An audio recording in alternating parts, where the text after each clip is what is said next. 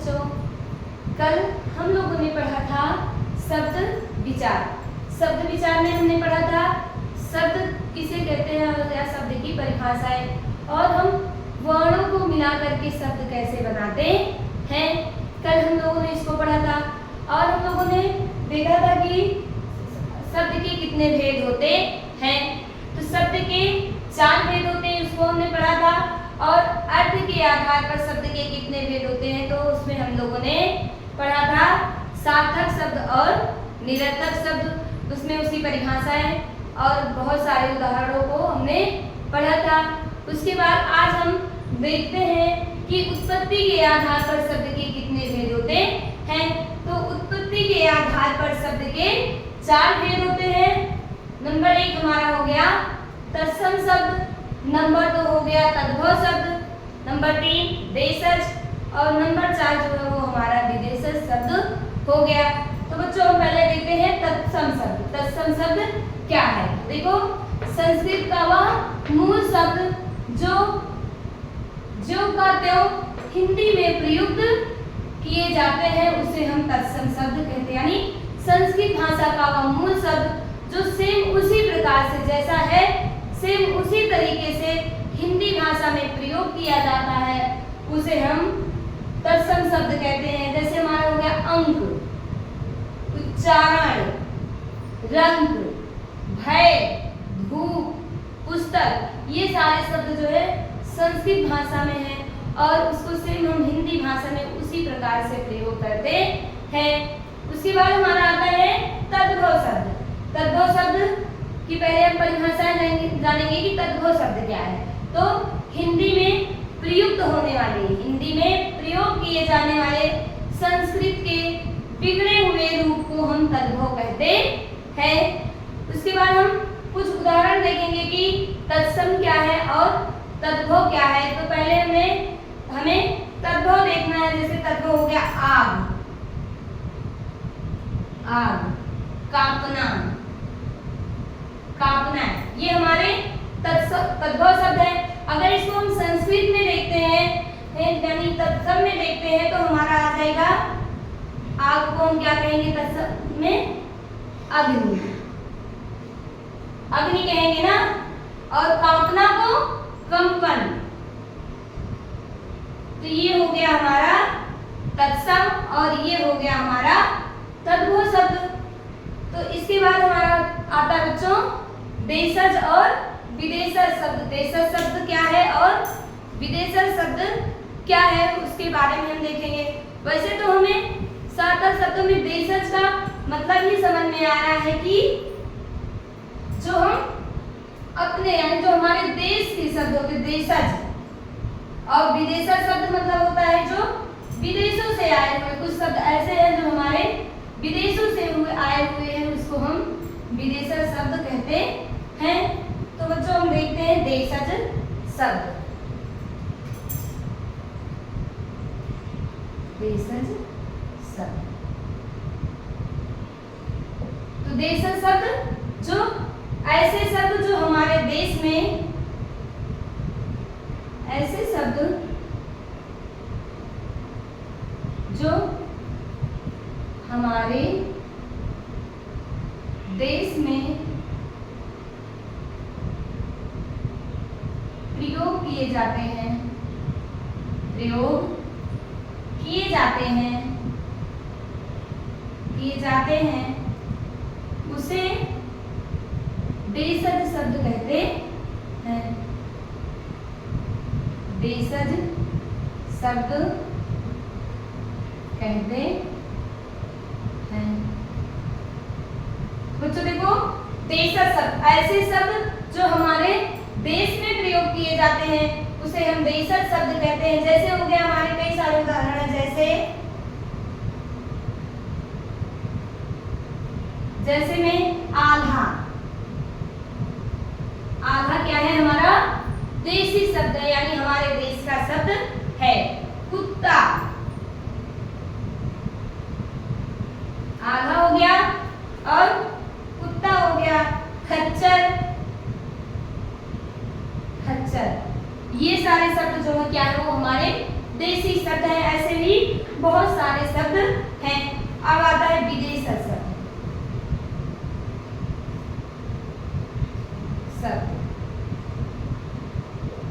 विदेशज शब्द, विदेशज शब्द ऐसे शब्द होते हैं जो हमारे देश में हिंदी भाषा में, यानी जो हमारे देश में विदेशी भाषाओं से आए हुए हैं, उसे हम विदेशज शब्द कहते हैं। जो हमारी हिंदी भाषा में विदेशी भाषाओं से आए हुए हैं, उसे हम विदेशज शब्द कहते हैं। ऐसे शब्द जो हमारे देश में विदेश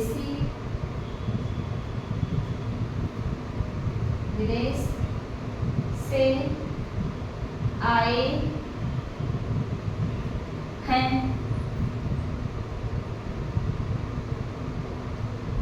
उसे विदेशज शब्द कहते हैं।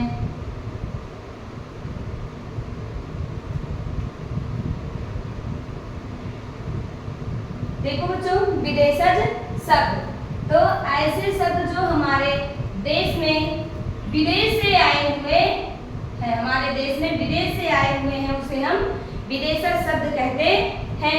जैसे हमारा हो गया कलेक्टर। जैसे देखो हम लोग बोलते हैं ना कलेक्टर,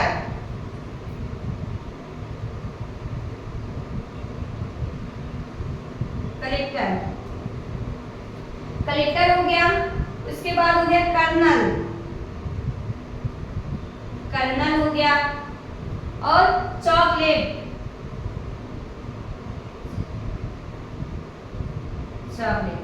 देखो बच्चों, हम अक्सर इन भाषाओं को अपने हिंदी भाषा में, या हम ऐसे अक्सर हम इन भाषाओं को बोलते हैं कलेक्टर, कर्नल, चॉकलेट, गवर्नर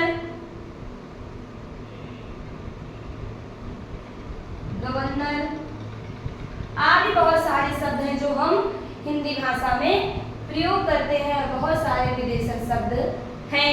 उसके बाद बच्चों हम देखते हैं कि रचना के आधार पर शब्द के कितने भेद होते हैं। रचना के आधार पर शब्द के कितने भेद होते हैं, उसको हम देखते हैं।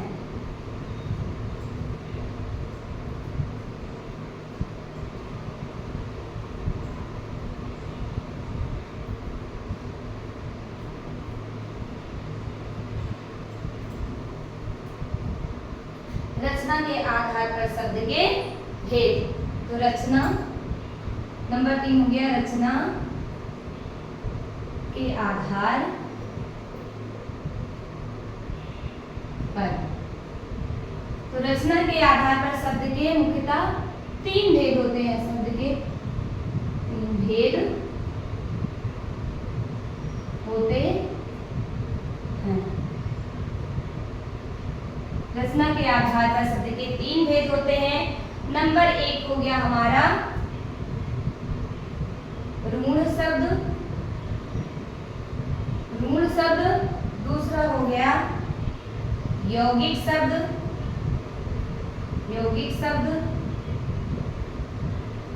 और तीसरा हो गया योग ऋण शब्द। तो बच्चों हम देखते हैं कि ऋण शब्द क्या है, यौगिक शब्द क्या है और योग ऋण शब्द क्या है, हम इसके बारे में जानते हैं। तो बच्चों देखते हैं ऋण शब्द। हम पहले देखेंगे ऋण शब्द क्या है। ऋण शब्द जब किसी शब्द को, यानी जब किसी शब्द को अलग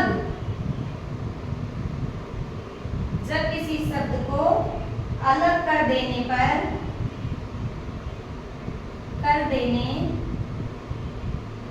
पर कोई अर्थ ना निकले,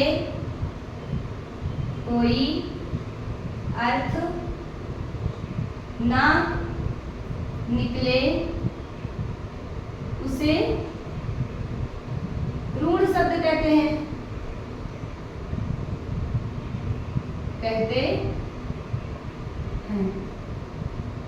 तो हम देखते हैं बच्चों कि जब किसी शब्द को अलग कर देने पर कोई अर्थ उसका कोई अर्थ ना निकले उसे हम ऋण शब्द कहते हैं। जैसे हमारा हो गया विद्या, उदाहरण भी देखते हैं कि विद्या विद्या है, इसको हम जब अलग कर देंगे यानी विद्या को जब हम अलग कर देंगे तो कोई शब्द नहीं निकलेगा। जैसे बी धन द्या, बी का भी कोई अर्थ नहीं हुआ और द्या का भी कोई अर्थ नहीं हुआ। ऐसे हमारे शब्द हो गए सागर, सागर, सा धन गा प्लस रा, ये भी हमारे कोई शब्द नहीं हुए, उसको अलग करने में कोई शब्द नहीं बना। सा अलग हो गया, गा गा का भी कोई अर्थ नहीं हुआ और रा का भी कोई अर्थ नहीं हुआ। तो इसके बाद हम देखेंगे कि ऋण शब्द हो गया, उसके बाद हम देखते हैं यौगिक शब्द। दूसरा हमारा हो गया यौगिक शब्द। यौगिक शब्द में हम जानेंगे कि यौगिक शब्द, पहले यौगिक शब्द क्या है। दो शब्दों के मेल से, दो शब्दों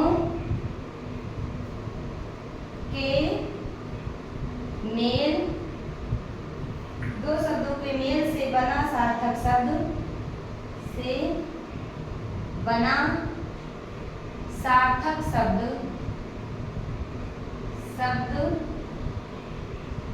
सार्थक शब्द यौगिक शब्द कहलाता है।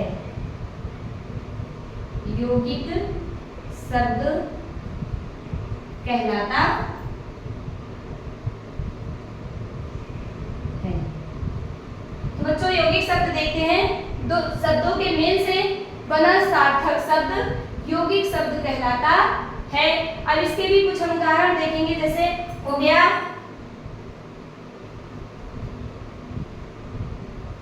हिम धन आलय, हमारा क्या हो गया हिमालय।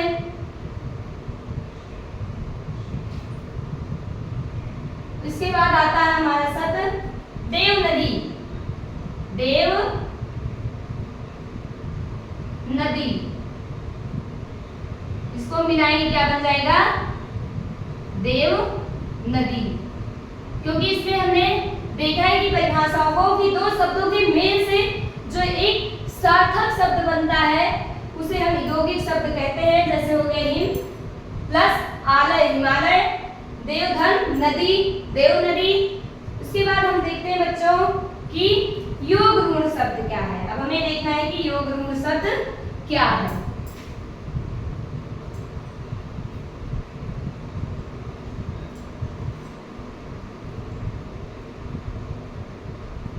योग ऋण शब्द,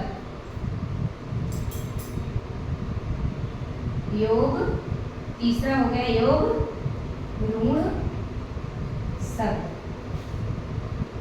योग ऋण शब्द में ऐसे शब्द जो अपने सामान्य अर्थ को छोड़ करके विशेष अर्थ को धारण करें, ऐसे शब्द जो अपने सामान्य अर्थ को छोड़कर विशेष अर्थ धारण करें उसे योग ऋण शब्द कहते हैं।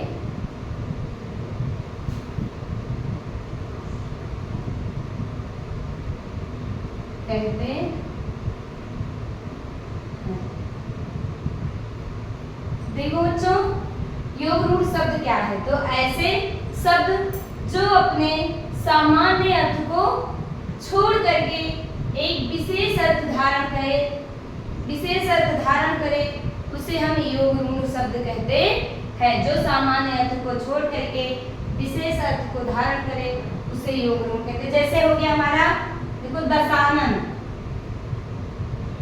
दशानन, जैसे हम दशानन को बोलते हैं ना कि दशानन, तो हम खुद ही दूसरा रूप यानी जान जाते हैं कि इसमें दशानन मतलब क्या होता है। दशानन किसे कहते हैं, तो किसे कहते हैं, रावण को। दशानन हो गया हमारा रावण हो गए। उसके बाद हमारे आते हैं हलधर। हलधर, हलधर हम किसको कहेंगे, बलराम को। ऐसे हमारे बहुत सारे शब्द हो गए, गजानन, पीताम्बर, ऐसे ही बहुत सारे शब्द हैं जो अपने सामान्य अर्थ को छोड़ करके किसी विशेष अर्थ को ग्रहण करते हैं, विशेष अर्थ को धारण करते हैं, उसे हम योग रूढ़ शब्द कहते हैं। इसके बाद बच्चों हम देखते हैं शब्द के लास्ट वाला कि रूपांतर। रूपांतर के आधार पर शब्द के कितने भेद होते हैं।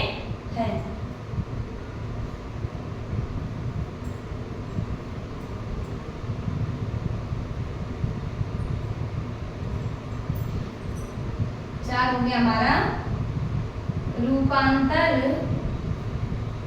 के आधार पर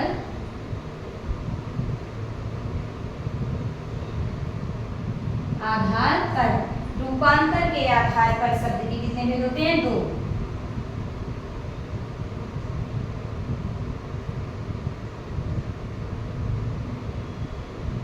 भेद होते हैं। रूपांतर के आधार पर शब्द के दो भेद होते हैं। नंबर 1 विकारी शब्द, विकारी शब्द। नंबर 2 अविकारी शब्द,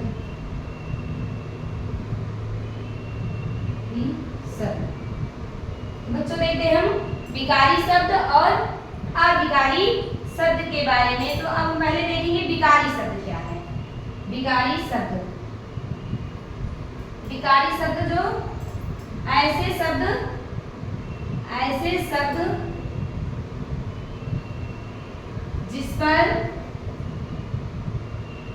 जिस पर लिंग, वचन, कारक,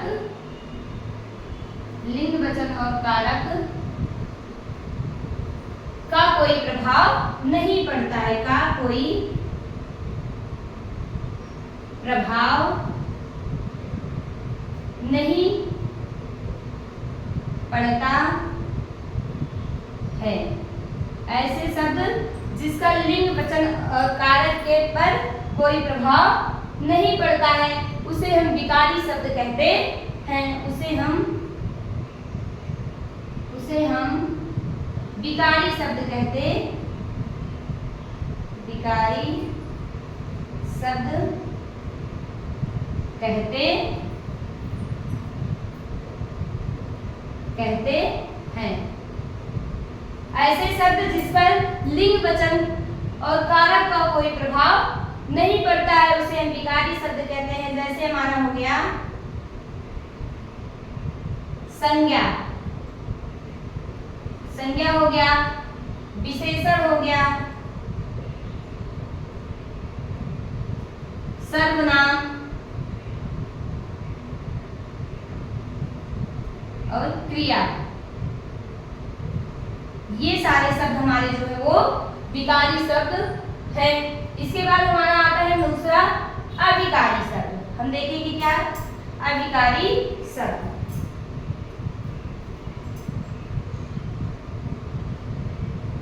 अविकारी शब्द बच्चों हम देखते हैं कि अविकारी शब्द ऐसे शब्द जिस पर लिंग, वचन और कारक पर प्रभाव पड़ता है उसे हम अविकारी शब्द कहते हैं। ऐसे शब्द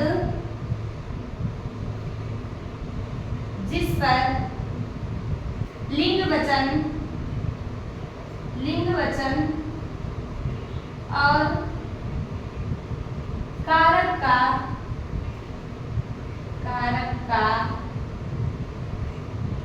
प्रभाव पड़ता है, प्रभाव पड़ता है, उसे